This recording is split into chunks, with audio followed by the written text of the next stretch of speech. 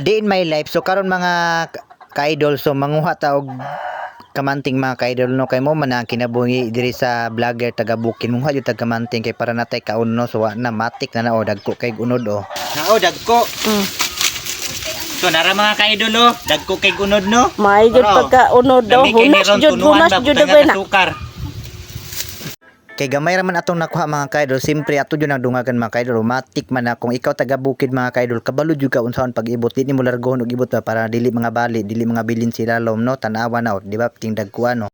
So pag gumana na mga ka-idol, so wala pa jud ta na kontento og nanhi pa ta diri sa pikas kay nungha pa ta og kamanting o patanawa mga ka-idol, ako na lang ginahinay og urog-urog mga ka-idol no, so lantaw na mga ka-idol perting dagkuha kay unod na mga ka-idol no. So nana po moingon na agoy ang vlog nang ibot mo og kamanting, wa mo ilabot mo mangibot ko diri kamanting, at least makakaon mi og amo ang tinada mga ka-idol no. So pag humana mga ka-idol, so karon mga ka-idol kay humana tag ibot, ato na po ni siyang putlo no.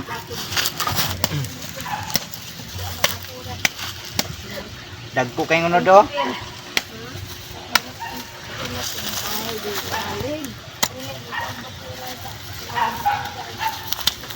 So pag humana to kung hagkamanting mga ka-idol, so matik man na ato na din na siyang panitan para makakauntag sayo ba ana man ang kinibuhi sa vlogger no, maningkamot jud kay para natay makuan po no, makita ba. So karon mga ka-idol kay pag humana og panit, ako na din na siyang dalon diha sa naitubig kay atong hugasan, alangan man ato nang lungagon way hugas di ba puta buang no, kay mukaon tagulay pang hugas. So sempre matik butangan din nato nag duha ka kabong tubig diya mga ka-idol sa planggana no, kay ato na siyang tarungon og hugas no. So pag humana na mga ka-idol, ako na siyang giduyuran, amura po tanin naghihod og tinay sa manok oy no. So matik man na og shout out ko sa akong mga solid followers no, shout out kay Super Gray from sa Norte, og shout out kay Hayomi from Liloy, og kay Tatay Andrew from Labason, og sa tanang content creator diha no, mayong hapon sa tanan.